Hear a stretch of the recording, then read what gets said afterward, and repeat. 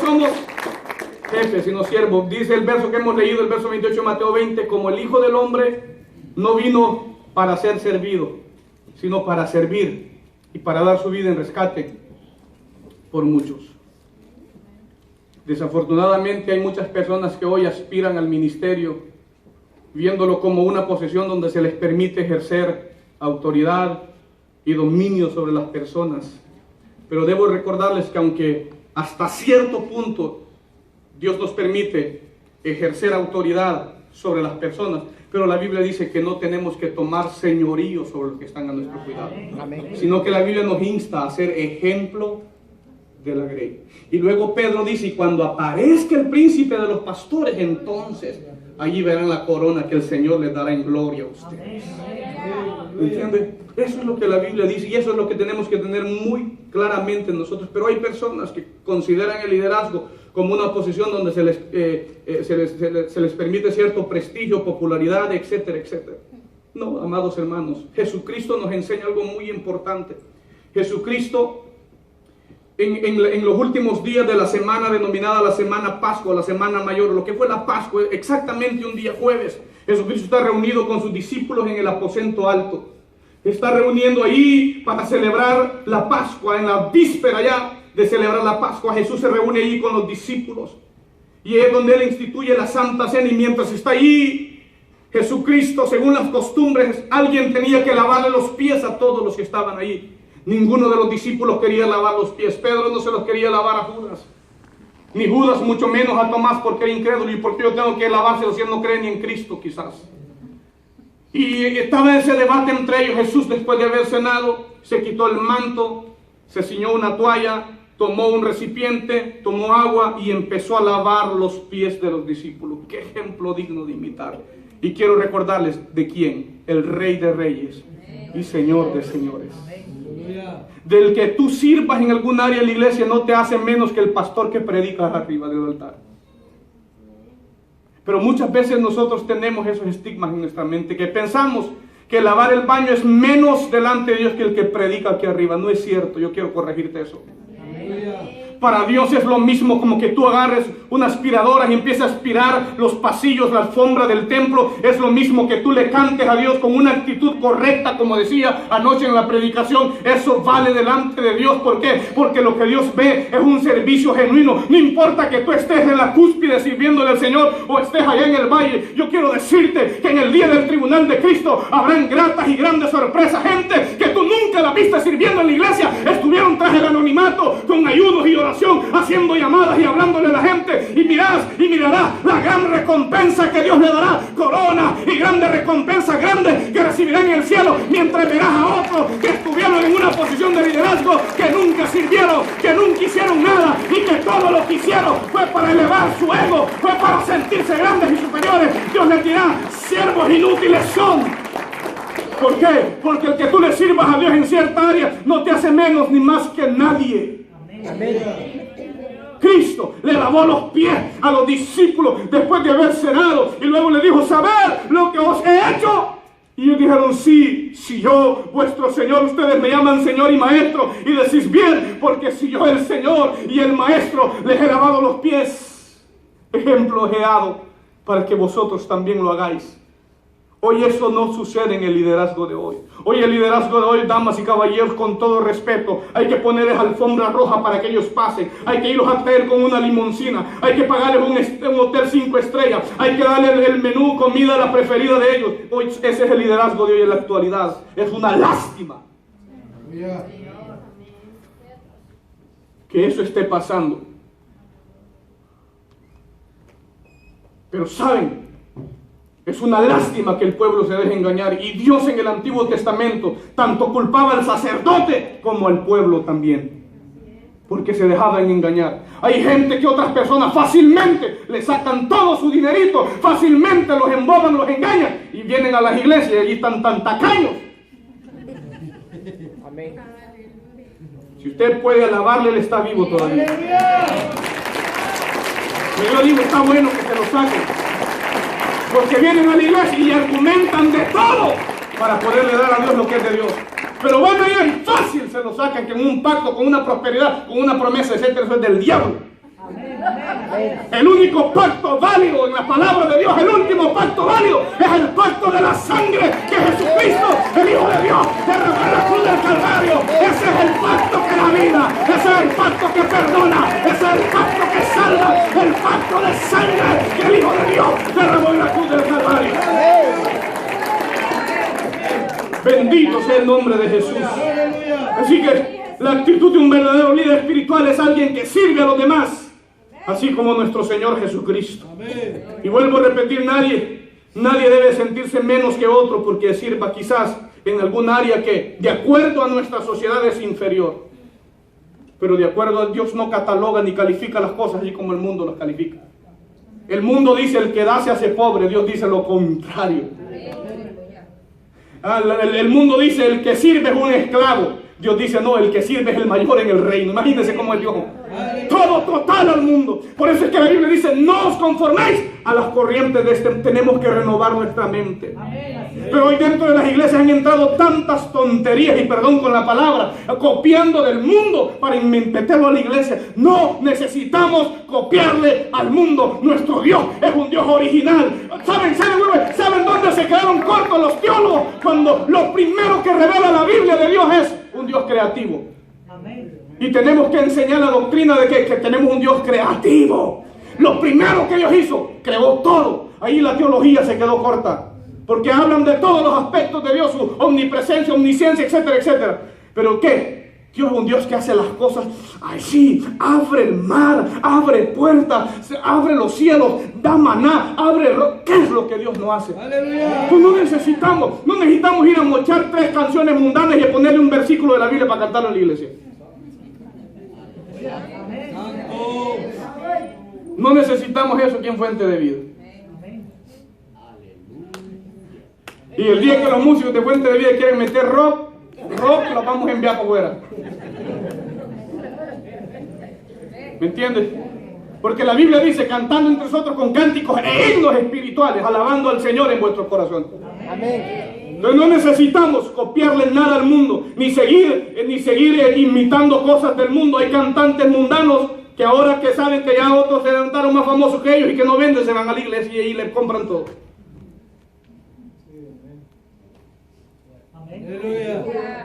Y con ese silencio algunos de ustedes han caído.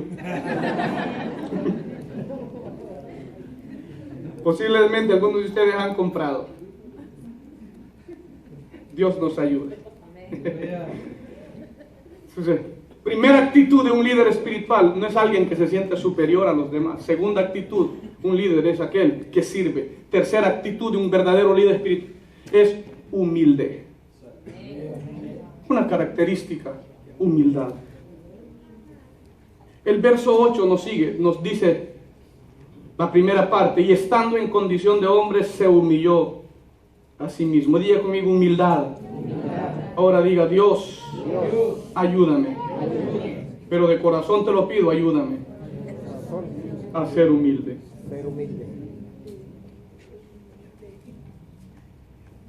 Ustedes son tan humildes que ni eso repitieron.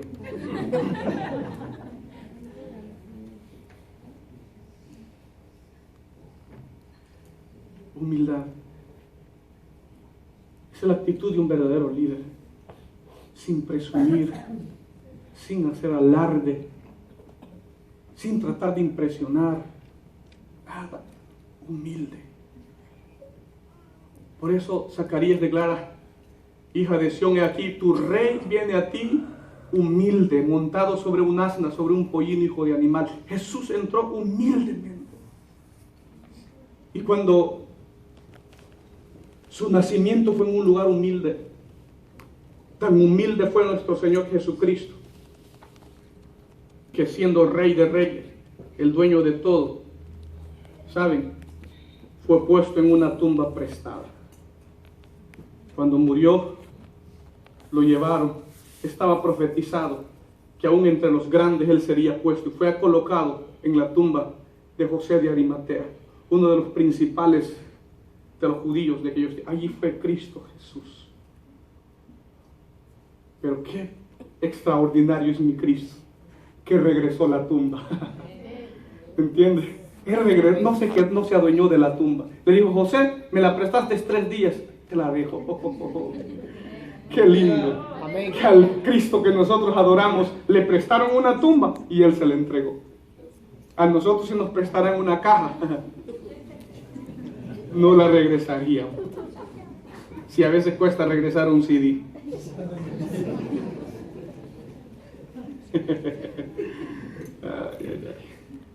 Humildad. Filipenses 2:3, allí mismo. Dice la Biblia: nada hagáis por contienda o por vanagloria. Nada por contienda, nada por competencia. Si hay algo que yo quiero exhortar a todos los líderes, independientemente de quién entre, quién salga, quién queda en este nuevo año, yo quiero decir, hay que trabajar sin estar con contienda, sin competencias, dice, ya pues, no, dice, nada hagáis por contienda, por competir, a ver quién hace más este año, quién logra más. No, nada hay que hacer por contienda, ni por vanagloria, ni para que vean cuánto hicimos. Hay personas que yo no estoy en contra, quiero aclarar, no estoy en contra de nada de eso. Yo no estoy en contra de tener el templo más grande de la ciudad o del país, pero simplemente muchas personas que hacen mega construcciones, qué bueno, yo no estoy en contra de eso, pero qué bueno que lo hagan con la actitud correcta, no para ellos presumir la grandeza, el mejor templo que tienen, porque eso sería vanagloria. La Biblia dice que en nosotros como pueblo de Dios no debe de haber contiendas, no debe de haber vanagloria. Y qué bien que la palabra nos dice que es vanagloria. Hay una gloria que no es vana, y esa es la que viene de Dios. Eso es cuando Dios te exalta, eso es cuando Dios te levanta y no otros te levantan, y ni tú mismo te levantas, sino que es el Dios que hace alzar al pobre del muladar y lo pone entre los príncipes. Esa es la gloria que vale. Amén. Entonces la Biblia dice que en nosotros no debe haber contiendas ni vanagloria, antes bien con humildad. Con humildad. Y mira lo que dice la Biblia: estimando a los demás como superiores a sí mismo. Imagínense cómo Dios dice que nosotros tenemos que considerarnos. Dios dice: Walter Oseguera, tú no tienes que considerarte más que nadie en la iglesia. De hecho, yo te aconsejo, considérate menos que ellos. Eso es lo que Dios dice, pero a nosotros nos cuesta. Dios le dice a todos los líderes aquí con nombre y apellido: no te consideres más que los demás, considérate menos. ¿Por qué? Porque Dios te dice esto: si tú te consideras más, entonces yo te voy a considerar menos. Pero si tú te consideras menos, yo te voy a considerar más. Y es mejor que Dios me considere más y no que la gente me considere más y Dios me considere menos. En otras palabras, es mejor ser aprobado por Dios que por los hombres. Porque los hombres que hoy mismo te aplauden y te dicen wow, super wow, después están diciendo: no, yo ya sabía, por eso yo no tenía mucha confianza en él.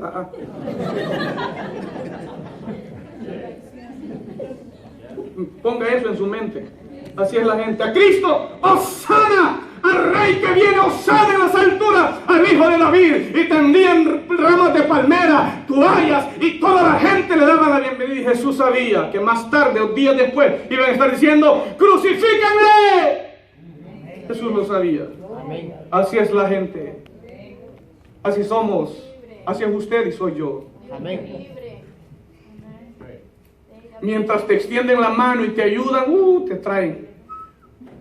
El momentito que tú no pudiste, ya te dicen, ponen a leerse Apocalipsis y ver qué bestia es de los cuernos que está. Humildad. Dice: nada hagáis por contienda o por vanagloria, antes bien con humildad, estimando cada uno a los demás como superiores a sí mismo. Y quiero terminar diciendo, la última actitud de un líder espiritual es actitud de obediencia. Un líder que no obedece está mal.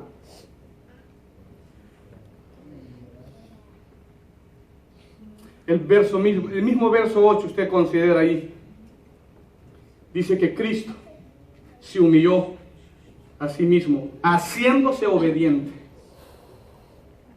hasta la muerte, y muerte de cruz. La actitud de un líder es una actitud de obediencia. Yo no sé si tú podrías levantar tu mano derecha al cielo junto conmigo y decir: Padre Celestial. Padre Celestial. Si lo puedes levantar un poquito la voz: Padre Celestial, ayúdame a ser obediente. En el nombre de Jesús. Amén. Nos cuesta la obediencia. Mire, hermano, por naturaleza el ser humano ya puede tener el trazado, el camino por donde debe irse, y siempre tratamos de hacer otro. ¿Me entienden? Ya Dios le dijo al pueblo de Israel: mire, ya les he marcado el camino por donde ustedes deben de ir. Y Dios les dice: mire, el camino que yo les he marcado es tan perfecto, tan recto, tan santo, que por muy, imagínense como Dios dice, por muy torpe que ustedes sean, no se van a extraviar. Pero ellos dijeron no, ellos buscaron otros caminos, porque nos cuesta la obediencia. Nuestra genética humana, o nuestra naturaleza humana, siempre le gusta nadar en contra la corriente. Usted le dice a un niño: no toques ahí, solo ve que usted voltea a ver para otro lado y ya está tocando. ¿Cuántos no hicimos eso? Se le dice al joven, a la joven: mira, considéralo, ora a Dios, pídele a Dios. Ese muchacho es un vago, no te conviene. Dice: no, yo lo voy a convertir.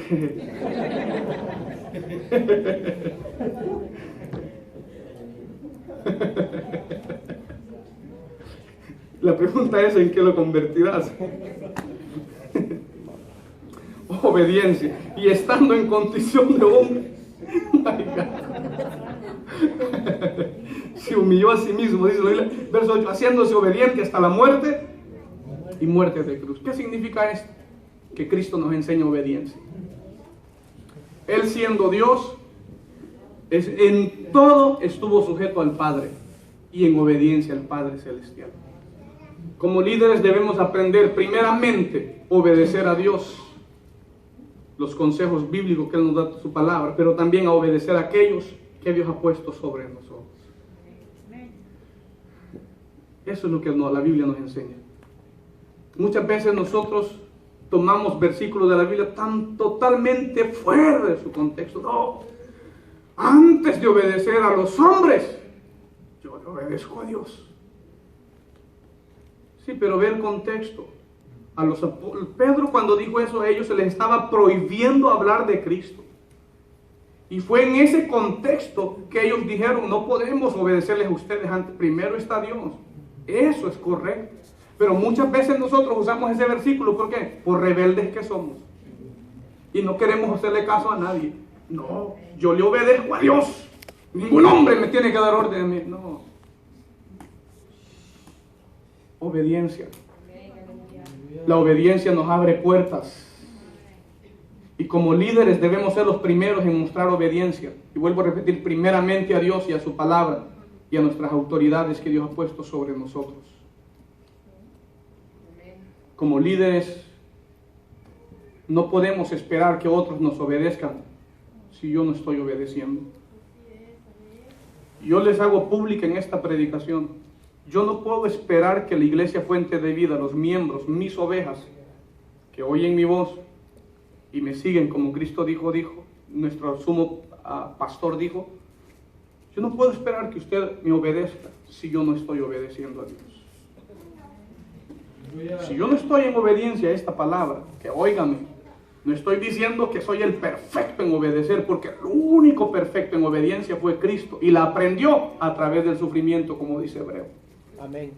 Pero cada día luchamos, nos esforzamos por obedecer esta palabra.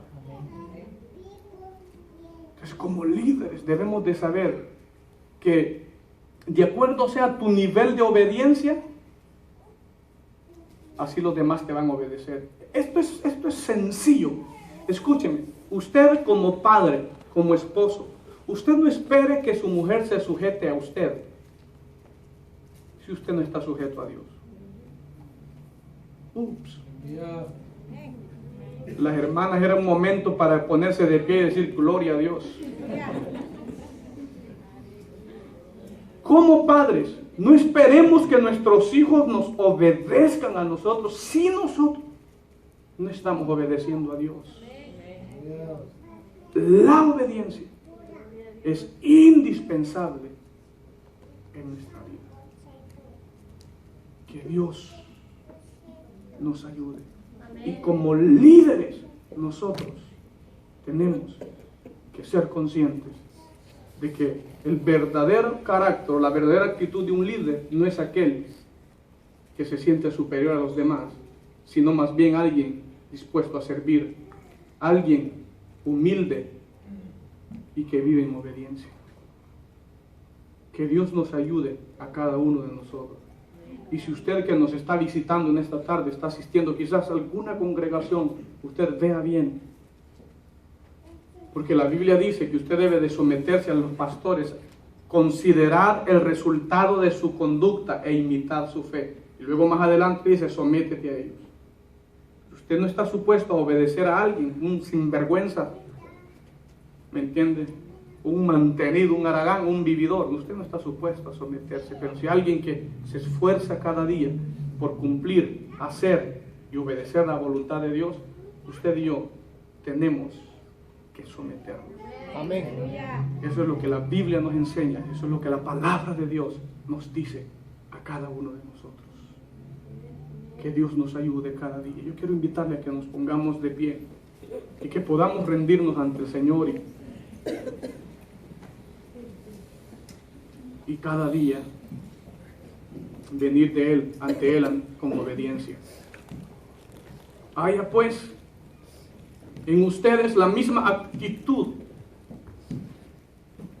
que hubo también en Cristo Jesús, el cual siendo en forma de Dios, no estimó el ser igual a Dios como cosa que aferrarse. Se despojó de sí mismo. Vivió entre los hombres, humilde, sirviendo, atendiendo las necesidades de las personas. No se aisló, no se escondía, mantenía comunicación con la gente. Cada día esforcémonos para que un día podamos andar con nuestro amado Salvador. Sus promesas dicen que hay un mar de vidrio, que hay calles de oro, que hay un río que fluye entre el trono de Dios. Ya a la ribera de estos ríos hay árboles que cada mes produce un fruto distinto. Es un lugar precioso que Dios tiene para todos aquellos que cada día morimos a nosotros mismos para que Él viva a través de nosotros. Sé que vendrán momentos difíciles, pruebas, adversidades, pero yo quiero decirles, vale la pena esforzarnos, iglesia.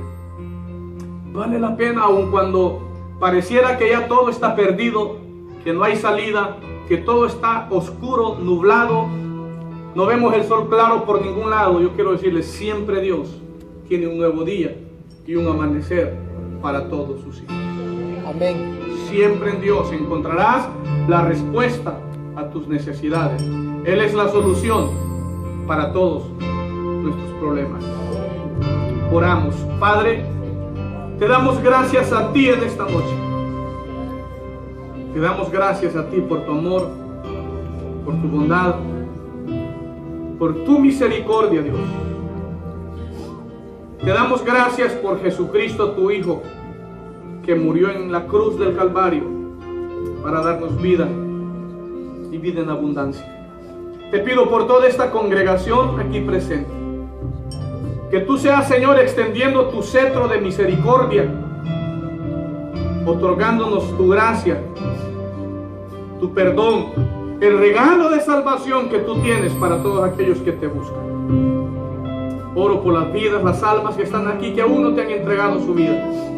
Espíritu Santo, tócales, ministrales. Y hoy quisiera hacer un llamado mientras la iglesia está orando. Si hubiese alguna persona, algún hombre, alguna mujer, algún joven